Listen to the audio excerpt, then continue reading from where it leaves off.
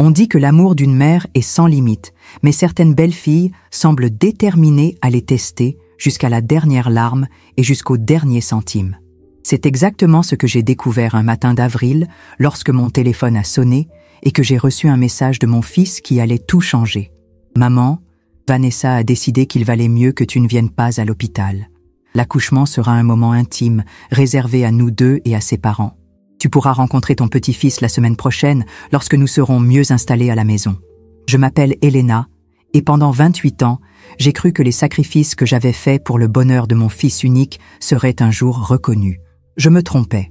Après avoir hypothéqué la maison où j'avais vécu pendant 3 décennies pour financer le mariage de leurs rêves, j'ai été interdite de voir la naissance de mon propre petit-fils. Alors que les parents de Vanessa partagèrent des photos du petit Lorenzo sur les réseaux sociaux, j'étais assise, seule, dans le salon vide de la maison, qui ne serait bientôt peut-être plus la mienne, regardant un téléphone qui refusait de sonner. Ricardo est né un après-midi pluvieux d'hiver. Dès l'instant où je l'ai tenu dans mes bras, j'ai su que je déplacerais des montagnes pour ce petit être. Son père nous a abandonnés quand il n'avait que 3 ans, incapable d'assumer ses responsabilités de père. C'est mieux ainsi, m'a dit ma mère à l'époque. Un homme faible ne peut enseigner que la faiblesse. C'est ainsi que nous avons commencé notre voyage, juste nous deux, contre le monde. J'ai passé des nuits blanches quand il avait une forte fièvre à l'âge de 5 ans, la sueur trempant ses cheveux pendant que je changeais les compresses froides sur son front.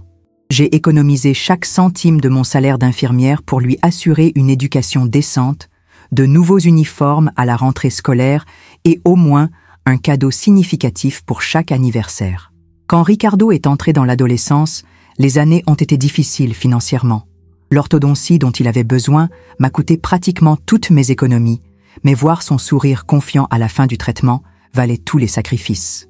Pendant ses études universitaires, j'ai travaillé 2 fois plus pour l'aider à payer ses livres et son matériel, même s'il insistait pour trouver un emploi à temps partiel. « Concentre-toi sur tes études », lui disais-je. « Tu auras tout le temps de travailler plus tard. » J'ai toujours imaginé que nous serions proches toute notre vie.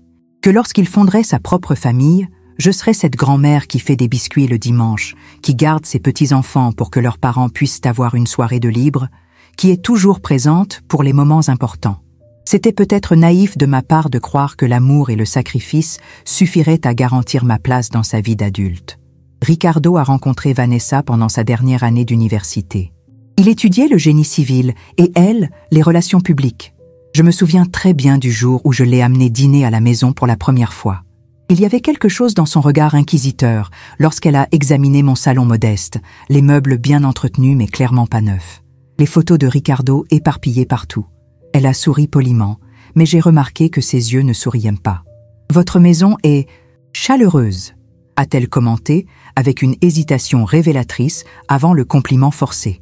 Ce soir-là, j'ai préparé le plat préféré de Ricardo, des lasagnes bolognaises avec beaucoup de fromage, exactement comme il les aimait depuis son enfance.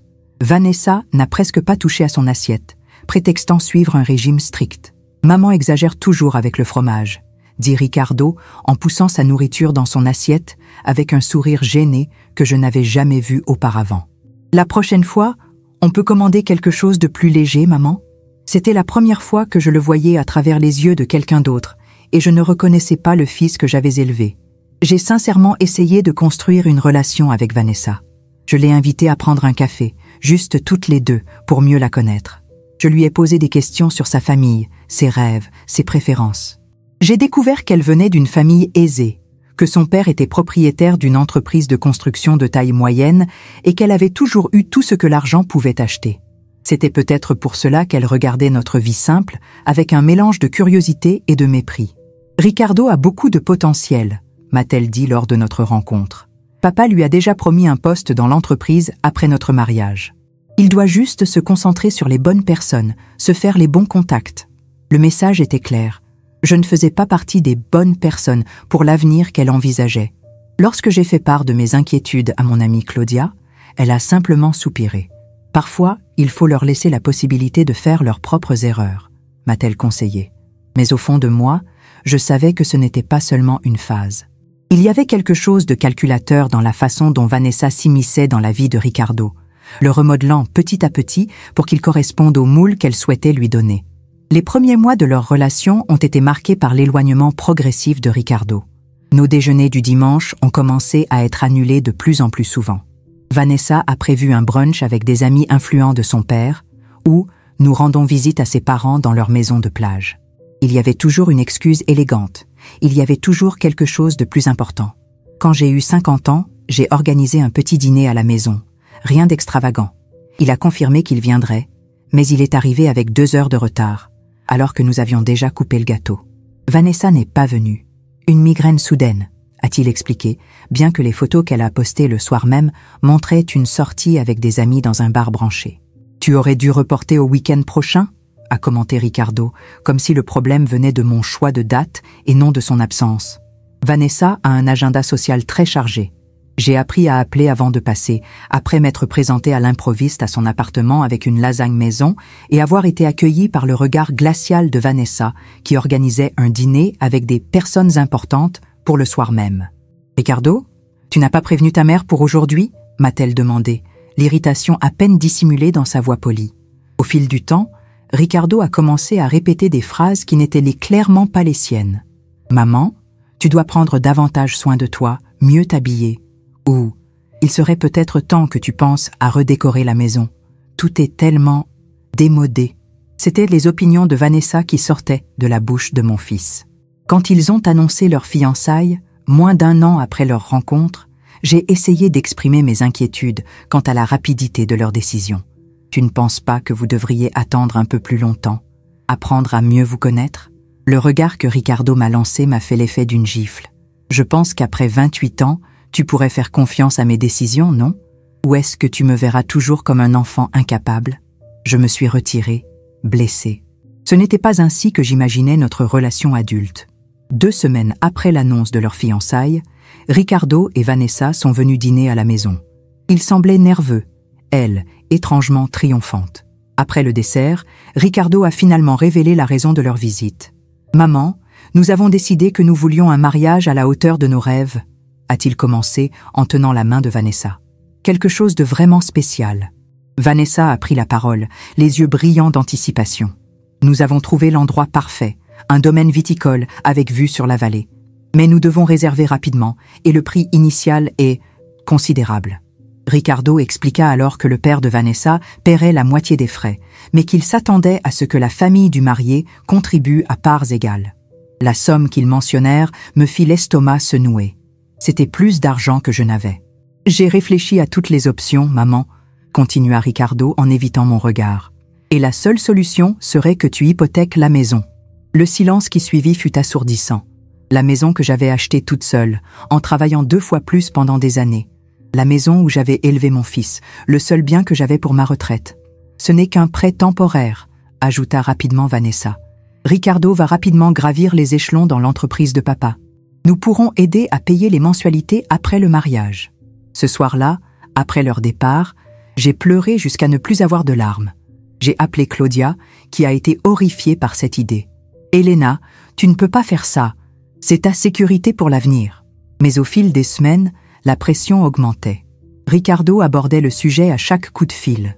Vanessa envoyait des photos de décoration, de robes, de composition florale. « Ce serait parfait, tu ne trouves pas?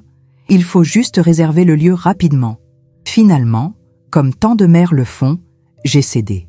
J'ai signé les papiers de la banque d'une main tremblante en me disant que c'était un investissement pour le bonheur de mon fils. Quelle famille, le sacrifice. Le mariage fut spectaculaire, exactement comme Vanessa le voulait. 300 invités, dont la plupart étaient des inconnus. Des amis d'affaires de son père, des personnalités importantes du monde qu'elle voulait conquérir. On me plaça à la table la plus éloignée de la salle principale, avec quelques cousins éloignés de Ricardo que je connaissais à peine. Pendant la cérémonie, lorsque le célébrant a demandé « Qui donne ce garçon en mariage ?», je n'ai même pas été appelé. Le fils que j'avais élevé seul a été donné, symboliquement par son parrain, un ami d'université que je connaissais depuis moins de 5 ans.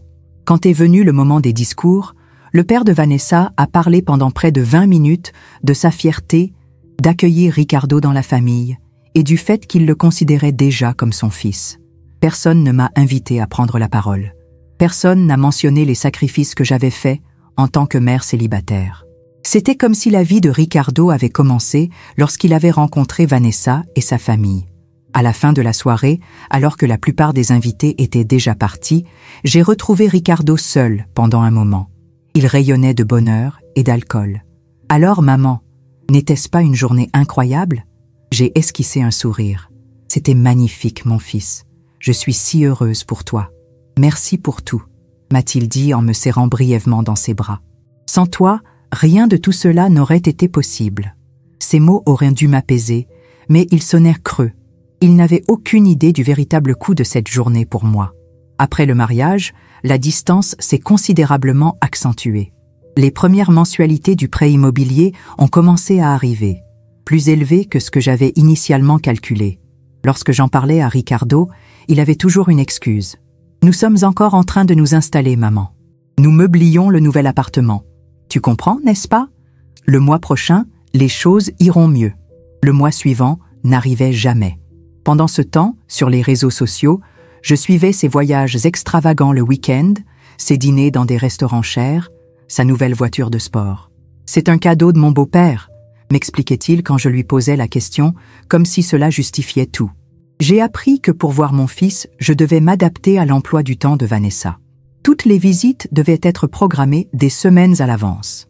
Quand nous arrivions enfin à fixer un rendez-vous, il était souvent annulé à la dernière minute. Vanessa ne se sent pas bien aujourd'hui. Elle a un rendez-vous imprévu. Le père de Vanessa l'a invitée à un déjeuner d'affaires. Peu à peu, j'ai réalisé que j'étais systématiquement exclue de tous les moments importants. Lors du premier Noël après le mariage, j'ai appris par la mère de Ricardo que le couple passerait les fêtes dans la maison de plage des parents de Vanessa. « Tu n'as pas été invitée ?» m'a-t-elle demandé, sincèrement surprise. « Je pensais que vous y alliez tous ensemble. » En mars, 6 mois après le mariage, Ricardo m'a appelé pour m'annoncer la nouvelle. Vanessa était enceinte. Mon cœur s'est rempli de joie.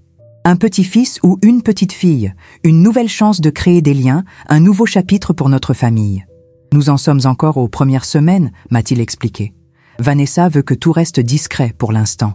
J'ai respecté leur souhait d'intimité, même si j'ai remarqué que sa famille était déjà complètement impliquée. La mère de Vanessa l'accompagnait à tous ses rendez-vous médicaux. Son père était déjà en train de rénover une chambre dans leur maison de plage pour en faire la chambre du bébé pour leur visite. Lorsque j'ai proposé mon aide pour la layette ou l'aménagement de la chambre du bébé, j'ai reçu des réponses évasives. « Tout est sous contrôle, maman. La décoratrice engagée par les parents de Vanessa a déjà tout prévu. » J'ai découvert le sexe du bébé grâce à une publication sur les réseaux sociaux. Une grande fête pour révéler le sexe avait été organisée dans la maison des parents de Vanessa. Des dizaines de personnes vêtues de bleu et de rose, des ballons, un gâteau élaboré. Et moi, la grand-mère maternelle, je n'avais même pas été invitée. Quand j'ai interrogé Ricardo sur cette exclusion, sa réponse m'a brisé le cœur. « C'était une décision de dernière minute, maman, et nous savions que tu serais occupée par ton travail. » Occupée un dimanche? À faire des heures supplémentaires pour payer l'hypothèque qui a financé leur mariage? Le mensonge était si évident qu'il ne méritait même pas d'être contesté.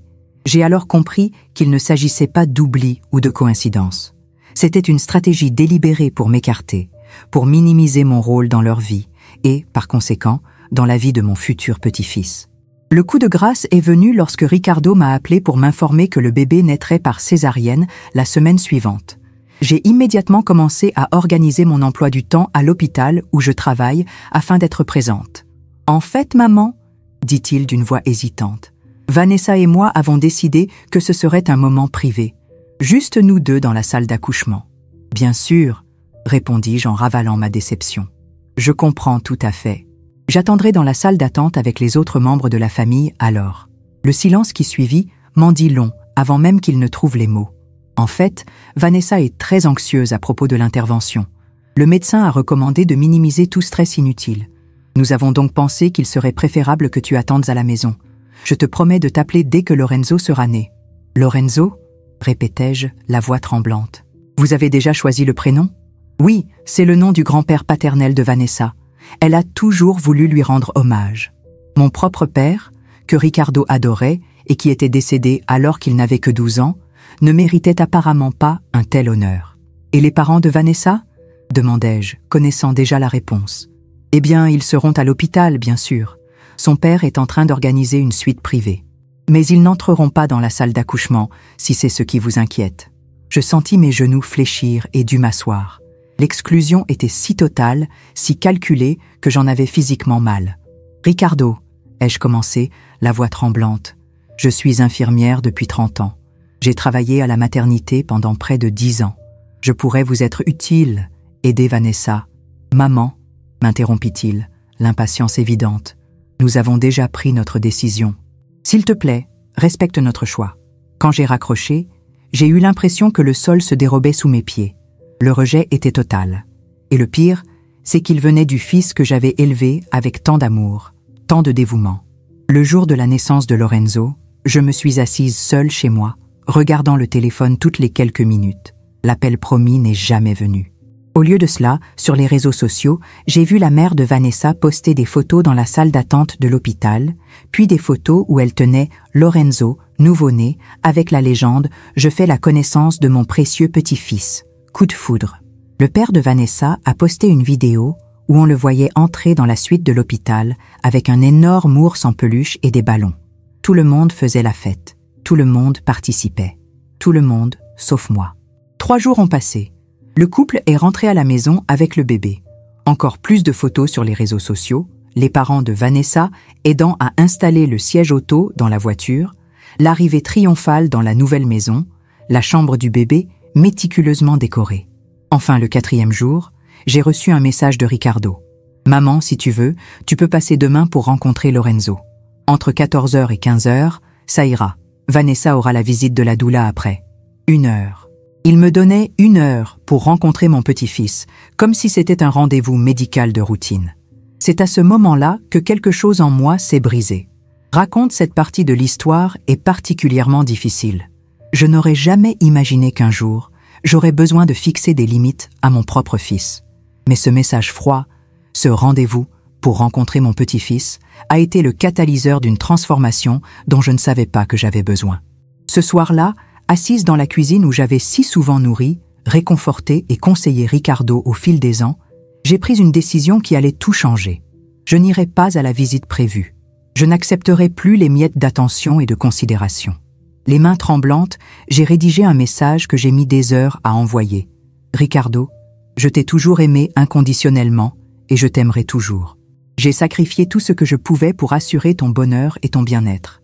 J'ai hypothéqué la maison où tu as grandi pour t'offrir, à toi et à Vanessa, le mariage de vos rêves. Aujourd'hui, je découvre que je ne mérite même pas d'être présente à la naissance de mon petit-fils, ni d'être informée directement de son arrivée au monde. J'ai besoin de temps pour surmonter cette douleur. Quand tu seras prêt à avoir une conversation honnête sur la place que tu veux que j'occupe dans ta vie et dans celle de Lorenzo, je serai là. Avec tout mon amour, maman. » J'ai envoyé le message et raccroché. Puis j'ai pleuré toute la nuit. J'ai pleuré pour la mère que j'avais été, pour le fils que je pensais avoir élevé, pour la relation que j'avais imaginée, pour le rôle de grand-mère dont j'avais rêvé. J'ai pleuré jusqu'à ce qu'il n'y ait plus de larmes, jusqu'à ce qu'un étrange sentiment de paix commence à émerger au milieu de la tempête émotionnelle. C'est à ce moment-là que j'ai compris. Je ne pouvais pas continuer à vivre uniquement comme la mère de Ricardo ou la grand-mère de Lorenzo. Je devais redécouvrir qui était Elena, la femme qui existait au-delà de ses rôles. Le lendemain matin, j'ai appelé la banque et pris rendez-vous avec un conseiller financier. Je devais comprendre exactement où j'en étais, quelles options s'offraient à moi face à l'hypothèque que j'avais contractée. Puis j'ai appelé Claudia pour l'inviter à prendre un café. « Je suis fière de toi », m'a dit mon ami en serrant ma main sur la table. « Il était temps que tu penses à toi. » Les jours suivants, Ricardo m'envoya plusieurs messages, tous plus anxieux les uns que les autres. « Maman, qu'est-ce qui s'est passé? Lorenzo a attendu pour te rencontrer. Vanessa est déçue que tu ne sois pas venue, après tout ce que nous avons fait pour t'inclure. Les parents de Vanessa trouvent ton comportement très immature. Le dernier message a été la goutte d'eau qui a fait déborder le vase. Si tu continues à agir ainsi, il sera difficile de maintenir une quelconque relation. » Je n'ai répondu à aucun d'entre eux. Au lieu de cela, j'ai commencé à reconstruire ma vie petit à petit. La réaction a été immédiate et intense. Ricardo a appelé des dizaines de fois au cours des jours suivants, alternant entre inquiétude, colère et manipulation émotionnelle. Quand j'ai finalement répondu, sa voix débordait d'indignation. « Comment peux-tu nous faire ça, maman? Vanessa est dévastée. Elle a fait tant d'efforts pour t'inclure dans tout. Le renversement de la réalité était si absurde que j'ai failli rire. Ricardo, tu crois vraiment ça? Qu'elle a fait des efforts pour m'inclure? Oui. Elle dit toujours qu'elle veut que Lorenzo ait une relation étroite avec toi. Mais tu rends cela impossible avec ton comportement. J'ai pris une profonde inspiration. Mon fils, peux-tu me donner un exemple concret de la façon dont elle a essayé de m'inclure dans sa grossesse ou dans la naissance? Le silence à l'autre bout du fil était révélateur. Il ne pouvait citer un seul exemple, car il n'y en avait pas. Vous m'avez exclu de la naissance de mon petit-fils alors que ses parents étaient là. J'ai découvert qu'il était né sur les réseaux sociaux. Et maintenant, vous voulez dicter les conditions exactes dans lesquelles je peux le voir. Maman, Vanessa a eu un accouchement difficile. Ses parents étaient là le jour même. Ils ont posté des photos et des vidéos. Encore plus de silence. Puis, le coup de grâce. Si tu nous aimais vraiment, tu comprendrais et accepterais les choses telles qu'elles sont. C'était là, la manipulation classique. Le test d'amour que je devais passer pour mériter quelques miettes de considération. Je t'aime plus que tout, Ricardo. Mais l'amour ne signifie pas accepter d'être traité comme une étrangère, comme quelqu'un de jetable. La pression ne venait pas seulement de Ricardo. J'ai reçu un message de la mère de Vanessa, une femme à qui j'avais à peine parlé auparavant, me disant qu'elle était très inquiète pour mon état émotionnel et que j'avais peut-être besoin d'une aide professionnelle pour gérer ma jalousie et ma possessivité. Tante Martha, la sœur de mon défunt mari, m'a appelé pour me dire que Ricardo était très en colère et que je devais ravaler ma fierté pour le bien de la famille. Lorsque j'ai essayé de lui expliquer la situation, elle m'a interrompu. Mais Elena, les mères doivent apprendre à prendre leur distance lorsque leurs enfants se marient. C'est l'ordre naturel des choses. Prendre mes distances, oui. Être complètement exclu, puis culpabiliser de ne pas accepter joyeusement cette exclusion, cela ne me semblait pas très naturel. Il y a eu des moments où j'ai remis en question ma décision. Des nuits où je me réveillais à 3 heures du matin, le cœur lourd, certaine que je ne connaîtrai jamais mon petit-fils, que je ne verrai jamais son premier sourire, que je ne tiendrai jamais ses petites mains. Dans ces moments-là, j'ai failli céder. J'ai failli décrocher le téléphone pour dire que j'acceptais n'importe quoi, n'importe quelle condition, juste pour faire partie de la vie de Lorenzo. Mais quelque chose avait changé en moi. La femme qui aurait cédé, qui aurait accepté n'importe quel traitement pour ne pas perdre le contact avec son fils, n'existait plus. À sa place, une nouvelle Elena était en train de naître, une femme qui reconnaissait sa propre valeur. Dans les semaines qui ont suivi, j'ai commencé à reconstruire ma vie avec une détermination que je n'avais pas ressentie depuis des années. La première étape a été de faire face à ma situation financière. La consultation avec le conseiller bancaire a confirmé ce que je soupçonnais déjà. Les mensualités de mon hypothèque représentaient près de 70% de mes revenus mensuels. C'était insoutenable à long terme. Il y a plusieurs options, m'a-t-il expliqué. Nous pouvons essayer de renégocier les conditions, prolonger la durée du prêt, ou vous pourriez envisager de vendre la maison. L'idée de vendre la maison où j'avais élevé Ricardo m'a d'abord semblé inconcevable. Mais au cours des jours suivants, j'ai commencé à voir les choses sous un autre angle. Cette maison renfermait certes des souvenirs précieux, mais elle était aussi devenue un énorme fardeau financier, une ancre qui me retenait au passé. En parallèle, j'ai commencé à renouer avec d'anciens amis et à m'en faire de nouveaux. J'ai accepté l'invitation de Claudia à participer à un groupe de lecture qui se réunissait tous les 15 jours. C'est là que j'ai rencontré Sonia, une psychologue à la retraite qui, après avoir entendu des bribes de mon histoire, m'a gentiment suggéré « Avez-vous déjà envisagé de chercher un groupe de soutien pour les parents expatriés ? Il y a beaucoup de parents qui vivent des situations similaires à la vôtre. Je n'avais jamais entendu parler de tel groupe. Mais une rapide recherche en ligne m'a révélé tout un monde de personnes partageant des expériences douloureusement similaires à la mienne. Des pères et des mères exclus de la vie de leurs enfants après leur mariage. Des grands-parents qui ne connaissaient leurs petits-enfants qu'à travers des photos, des familles déchirées par des dynamiques toxiques. J'ai commencé à participer à l'un de ces groupes, d'abord en lisant simplement les témoignages, puis en partageant de petits fragments de ma propre histoire. La solidarité et la compréhension que j'y ai trouvées ont été comme un baume pour mon âme blessée. « Vous n'êtes pas folle », m'a dit Mario, un homme d'environ 70 ans qui n'avait pas vu son fils depuis près d'une décennie. Ce que vous ressentez est une réaction normale à une situation anormale. Ces mots simples ont validé des années de souffrance silencieuse. En parallèle, j'ai finalement décidé de poursuivre un vieux rêve, suivre un cours de photographie. J'ai toujours eu l'œil pour la composition et la lumière, mais je n'avais jamais eu le temps ni les moyens d'explorer cet intérêt. J'ai trouvé un cours du soir à l'université locale et je me suis inscrite. À ma grande surprise, j'ai découvert que j'avais du talent. Mes photos de nature, en particulier, ont été saluées par mon professeur et mes camarades. J'ai commencé à faire de petites expositions dans des cafés locaux et j'ai fini par vendre quelques tirages. « Vous avez un regard unique », m'a dit une cliente qui a acheté 3 de mes photos. « Il y a une mélancolie lumineuse dans votre travail. » Une mélancolie lumineuse.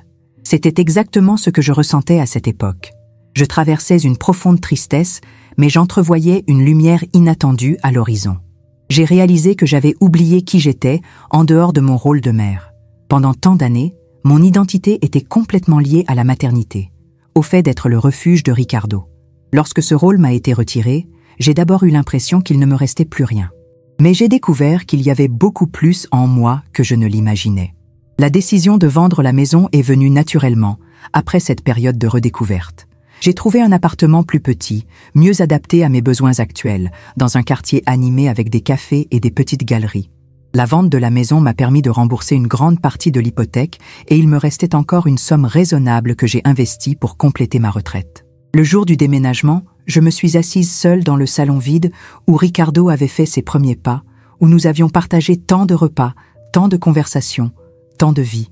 J'ai pleuré, oui, mais ce n'était plus seulement des larmes de perte. C'était aussi des larmes de gratitude pour ce que cet espace m'avait apporté, et d'espoir pour ce qui restait à venir. 3 mois après notre dernier contact, j'ai reçu un message de Ricardo me demandant de discuter. Il avait essayé plusieurs approches pendant cette période. La culpabilité, la colère, voire des menaces voilées selon lesquelles je ne connaîtrais jamais Lorenzo si je ne cédais pas. Je les ai toutes ignorées, restant ferme dans ma décision de ne plus accepter une relation sans respect mutuel. Cette fois, le ton était différent. « Maman, on peut parler ? Juste toi et moi. Je suis vraiment inquiet pour toi. » J'ai accepté de le retrouver dans un café neutre, pas dans mon nouvel appartement. Quand il est arrivé, il a semblé momentanément désorienté en me voyant. Mes cheveux, auparavant toujours attachés en un chignon sévère, étaient désormais coupés dans un style plus moderne. Je portais des vêtements colorés, un changement radical par rapport à ma palette habituelle de tons neutres. « Tu es différente », a-t-il commenté, sans savoir vraiment si c'était une bonne ou une mauvaise chose. « Je vais bien, Ricardo », ai-je répondu avec un calme qui l'a surpris. « Je vais vraiment bien. » Nous avons discuté pendant près de 2 heures. Pour la première fois depuis longtemps, il semblait vraiment m'écouter. Je lui ai parlé de la vente de la maison, de mon nouvel appartement, de mon cours de photographie. Ses yeux se sont écarquillés lorsque j'ai mentionné que j'avais vendu certaines de mes photos. « Je ne savais pas que tu aimais la photographie », dit-il, sincèrement surpris. « Il y a beaucoup de choses que tu ne sais pas à mon sujet », répondis-je doucement, tout comme il y a probablement beaucoup de choses que je ne sais plus à ton sujet. Lorsque nous avons finalement abordé le sujet de Lorenzo et Vanessa, j'ai perçu une hésitation dans sa voix. Vanessa a du mal à assumer son rôle de mère, a-t-il avoué. Elle est épuisée tout le temps, frustrée. Ses parents l'aident quand ils peuvent, mais ils ont leur propre vie. Je reprends le travail dans l'entreprise de construction et elle se retrouvera seule avec le bébé. Je compris immédiatement ce qui n'était pas dit. Ils avaient besoin d'aide et j'étais une option pratique, une nounou gratuite. Je comprends que ce soit une période difficile, répondis-je prudemment. La maternité n'est pas facile, je le sais bien. Peut-être que tu pourrais rencontrer Lorenzo bientôt, suggéra-t-il, comme s'il m'accordait une grande faveur. Vanessa est plus calme maintenant. J'ai pris une profonde inspiration avant de répondre. Ricardo, j'adorerais rencontrer mon petit-fils, mais pas à des conditions qui vous arrangent. Pas comme une personne qui apparaît quand on a besoin d'elle et disparaît quand on n'a plus besoin d'elle. Si vous voulez vraiment que je fasse partie de la vie de Lorenzo, nous devons établir une relation basée sur le respect mutuel. Son expression oscillait entre la surprise et une légère indignation. Il s'attendait clairement à ce que je saute sur l'occasion de rencontrer enfin mon petit-fils, en acceptant n'importe quelle condition. « Que veux-tu exactement, maman ?»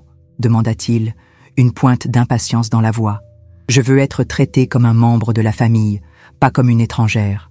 Je veux être incluse dans les moments importants, pas comme une réflexion après coup. » Et surtout, je veux que tu reconnaisses la façon dont j'ai été traitée et que tu m'assures que cela ne se reproduira plus. Ricardo passa la main dans ses cheveux, visiblement mal à l'aise. Tu exagères. Personne ne t'a traité comme une étrangère. Ricardo, l'interrompis-je gentiment. Tu crois vraiment ça? Regarde-moi dans les yeux et dis-moi que c'était juste que j'apprenne la naissance de mon petit-fils par des publications sur les réseaux sociaux. Il détourna le regard, incapable de soutenir le mien. Vanessa était sous pression, murmura-t-il. Elle voulait que tout soit parfait. Et j'étais une imperfection qui devait être éliminée du tableau? Son silence fut une réponse suffisante. Avant de nous quitter, je lui tendis une enveloppe. « Qu'est-ce que c'est » demanda-t-il. « L'acte de propriété de la maison, ou plutôt, le document de vente. J'ai réussi à rembourser la majeure partie de l'hypothèque avec la somme reçue. Le reste sera remboursé en petites mensualités au cours des 2 prochaines années. » Il semblait sincèrement choqué. « Tu as vendu la maison ? Pourquoi ? Parce que j'avais besoin de recommencer. Parce que cette maison, que j'avais hypothéquée pour vous offrir le mariage de vos rêves, était devenue un rappel constant de sacrifices non reconnus. Je vis la compréhension, et peut-être un éclair de honte, passer sur son visage. Lorsque nous nous sommes quittés, il m'a brièvement serré dans ses bras, une étreinte rigide et formelle. « Je vais parler à Vanessa », a-t-il promis. « Faites-le », ai-je répondu. « Et quand vous serez prêt à avoir une vraie conversation, je serai là. » Il n'a jamais mentionné l'argent du mariage, ni proposé de m'aider à payer les mensualités restantes de l'hypothèque. Et je ne m'attendais pas à ce qu'il le fasse. Les semaines qui ont suivi ont été étonnamment calmes. J'ai continué à développer ma photographie, à élargir mon cercle social, à participer au groupe de soutien. J'ai rencontré Elena, une femme de mon âge qui avait vécu une expérience similaire avec sa fille. Nous sommes devenus des amis proches, des partenaires de marche le dimanche dans le parc de la ville. Le plus difficile, m'a-t-elle confié lors d'une de nos promenades, a été d'apprendre que l'amour ne signifie pas être un paillasson sur lequel les autres peuvent marcher. Cette phrase m'a profondément marquée. Toute ma vie, j'avais assimilé l'amour au sacrifice total, à l'annulation de mes propres besoins et désirs. J'étais en train d'apprendre une version plus saine de l'amour, qui incluait le respect de soi et des limites claires. 1 mois après notre rencontre au café, j'ai reçu un message inattendu de Vanessa. C'était la première fois qu'elle me contactait directement depuis toujours. « Elena, Ricardo et moi aimerions vous inviter à dîner demain, si vous êtes disponible. » Le message était court, sans aucune reconnaissance de la situation ni excuse. Mais c'était un début. J'ai répondu en acceptant l'invitation. Lorsque je suis arrivée à leur appartement, un endroit sophistiqué dans un quartier chic, probablement un autre cadeau de ses parents, Vanessa m'a ouvert la porte en tenant Lorenzo dans ses bras. Mon cœur a bondi en voyant mon petit-fils pour la première fois. Il avait les yeux de Ricardo, le même visage que je voyais sur les photos d'enfance de mon fils. « Bonjour, Helena », a dit Vanessa d'un ton poli mais prudent. « Voici Lorenzo. » Elle ne m'a pas proposé de me le laisser prendre dans mes bras tout de suite, et je n'ai pas insisté. Nous nous sommes plutôt dirigés vers la salle à manger où Ricardo attendait, visiblement nerveux. Le dîner fut d'abord tendu, avec des conversations superficielles sur le temps, sur le développement de Lorenzo, sur les nouvelles responsabilités de Ricardo dans l'entreprise de son beau-père. Personne ne mentionnait l'éléphant dans la pièce. Finalement, après le dessert, Vanessa prit une profonde inspiration et dit « Ricardo m'a parlé de votre conversation, de ce que vous avez ressenti, d'exclusion. » J'acquiesçais, attendant qu'elle continue. « Je n'ai jamais voulu te faire sentir ainsi, dit-elle, ces mots clairement répétés. J'essayais simplement de protéger mon expérience de la maternité, de minimiser le stress. Ce n'était pas exactement des excuses, mais c'était ce dont nous étions le plus proches à ce moment-là. « Je comprends », répondis-je. « La maternité est une période délicate, marquée par une grande vulnérabilité. Je le sais bien. » Un silence pesant s'installa autour de la table. « Quoi qu'il en soit, » continua Vanessa en esquissant un sourire, « nous aimerions que tu fasses partie de la vie de Lorenzo à l'avenir. Il a besoin de connaître sa grand-mère. Je serais heureuse de faire partie de sa vie, » ai-je répondu en gardant une voix ferme et calme. « Mais je veux que vous compreniez que je ne peux pas et ne veux pas être traitée comme une personne jetable, que l'on appelle seulement quand cela arrange. » Ricardo semblait sur le point de protester, mais Vanessa l'a interrompu d'un geste subtil. « C'est juste, » a-t-elle dit, nous surprenant tous les deux. « On peut recommencer à zéro, établir une relation différente ?» À ce moment-là, Vanessa m'a vraiment regardée pour la première fois. Pas comme la mère envahissante de son mari, pas comme une obligation sociale à tolérer, mais comme une femme qui, comme elle, essayait de naviguer dans des relations complexes du mieux qu'elle pouvait. « On peut essayer », répondis-je. Au cours des mois qui suivirent, un équilibre délicat commença à s'installer. Nous n'étions pas, et ne serions probablement jamais, une famille parfaitement harmonieuse. Il y avait parfois des rechutes dans les anciens schémas d'exclusion, des tentatives de manipulation, des moments de tension, mais il y avait aussi de réels progrès. Vanessa a commencé à me consulter sur des questions pratiques concernant Lorenzo, comme la gestion des coliques nocturnes, l'introduction des aliments solides, les premières fièvres. Mon expérience d'infirmière et de mère est soudainement devenue précieuse à ses yeux.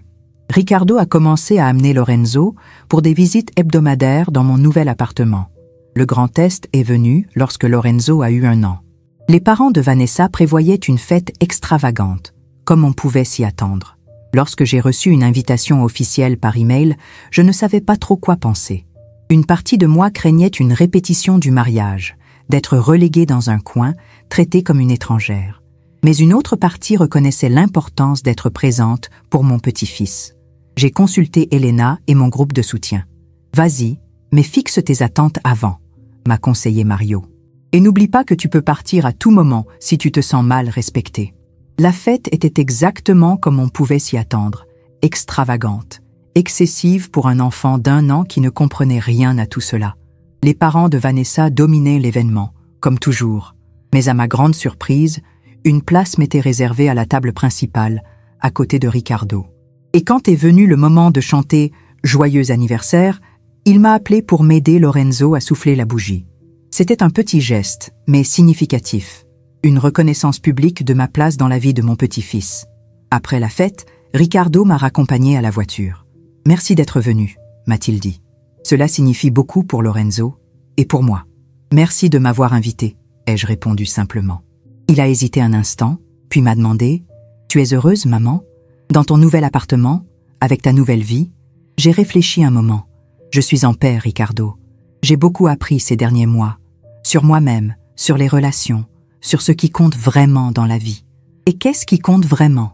a-t-il demandé, sincèrement curieux. « L'authenticité, le respect mutuel et le courage de fixer des limites, même quand ça fait mal. » Il acquiesça lentement, assimilant mes paroles. « J'espère qu'un jour, tu comprendras parfaitement, » ajoutai-je doucement. « Pas pour me donner raison, mais pour que tu ne répètes pas les mêmes erreurs dans tes relations. » Aujourd'hui, 2 ans après ce message dévastateur qui m'a exclu de la naissance de Lorenzo, je regarde en arrière et je vois un parcours fait de douleur, de croissance et enfin de paix. Les choses ne sont pas parfaites. Elles le sont rarement dans les familles réelles, non idéalisées. Vanessa et moi entretenons une relation cordiale, parfois même chaleureuse dans les bons jours. Nous ne serons jamais meilleurs amis, mais il existe un respect mutuel qui n'existait pas auparavant. Ricardo et moi avons progressivement reconstruit notre relation. Il y a eu des conversations difficiles, des moments de recul et d'avancée. Il ne s'est jamais excusé explicitement pour les événements qui ont entouré la naissance de Lorenzo ou pour avoir fait pression sur moi pour que j'hypothèque ma maison. Mais ses actions témoignent d'une nouvelle conscience, d'un effort sincère pour faire mieux. Lorenzo, aujourd'hui un petit garçon de 2 ans très bavard, est devenu le centre d'un nouveau type de lien familial. Il passe un week-end par mois avec moi, une tradition qui a commencé presque par accident lorsque Vanessa et Ricardo ont dû partir en voyage d'affaires et m'ont demandé à contre-cœur de le garder. Ce qui a commencé comme une nécessité pratique s'est transformé en un arrangement que nous apprécions tous. Lorenzo passe du temps avec sa grand-mère et ses parents ont du temps pour eux. Ma vie, cependant, va bien au-delà de mon rôle de grand-mère. Ma photographie est passée d'un hobby à une petite carrière parallèle. J'ai une exposition permanente dans un café populaire et j'ai même vendu quelques pièces à une galerie locale. Mon cercle social s'est élargi et diversifié. Le groupe de soutien pour les parents expatriés, où j'ai commencé comme une participante timide et blessée, me considère désormais comme une mentor pour les nouveaux membres. Elena et moi, ainsi que 2 autres amis, prévoyons un voyage en Europe l'année prochaine, ce que je n'aurais jamais imaginé faire à ce stade de ma vie. Mon petit appartement est devenu un véritable foyer, reflétant qui je suis aujourd'hui et pas seulement qui j'étais. J'ai enfin remboursé mon hypothèque le mois dernier. Ricardo m'a proposé son aide financière à plusieurs reprises ces dernières années, mais j'ai poliment refusé. Ce chapitre était clos. Un nouveau avait commencé, grâce à mes propres forces et ressources. Avec le recul, je me rends compte que ce qui semblait au départ être une tragédie familiale, être exclu de la naissance de mon petit-fils après avoir tant sacrifié, a en fait été le catalyseur d'une transformation nécessaire. J'ai dû perdre des parties importantes de mon identité pour découvrir qui je suis vraiment, au-delà de mes rôles de mère et de grand-mère. Si je pouvais partager ce que j'ai appris avec d'autres femmes qui vivent des situations similaires, je leur dirais ceci. Votre valeur ne réside pas uniquement dans les sacrifices que vous faites pour vos enfants. Aimer inconditionnellement ne signifie pas accepter les mauvais traitements. Fixer des limites n'est pas de l'égoïsme, c'est de l'autoprotection et, en fin de compte, un exemple sain pour les générations futures. Aux belles-mères qui ont l'impression de marcher sur des œufs, je conseillerais respectez l'espace du nouveau couple, oui, mais n'acceptez pas d'être traité comme si vous étiez jetable. Il y a une différence cruciale entre donner de l'espace et être complètement exclu. Aux belles filles, je dirais, essayez de voir votre belle-mère comme une femme à part entière, avec sa propre histoire et ses propres désirs, et non comme un appendice gênant de votre mari ou une nounou potentielle. Et aux enfants adultes, rappelez-vous que les relations que vous permettez et encouragez entre les femmes de votre vie façonneront profondément votre propre avenir. Si vous vivez actuellement cette situation, si vous êtes systématiquement exclu ou dévalorisé par la famille de votre fils ou de votre fille, sachez que vous n'êtes pas seul. Nous sommes des milliers à naviguer dans ces eaux tumultueuses. Et il y a de l'espoir, même dans les moments les plus sombres. Mon histoire ne se termine pas par une réconciliation parfaite, digne d'un feuilleton, où tout le monde s'embrasse en larmes et où il n'y a plus jamais de conflit. Elle se termine par quelque chose de plus précieux.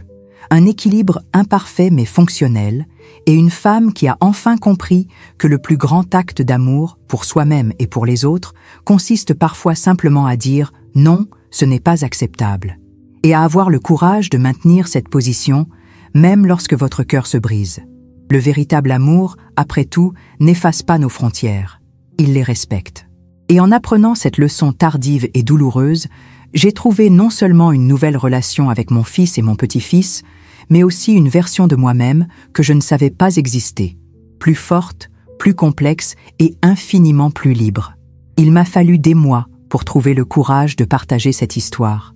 Si elle vous a touché, n'hésitez pas à vous abonner et à la partager. Des milliers de mères vivent la même chose. Créons ensemble une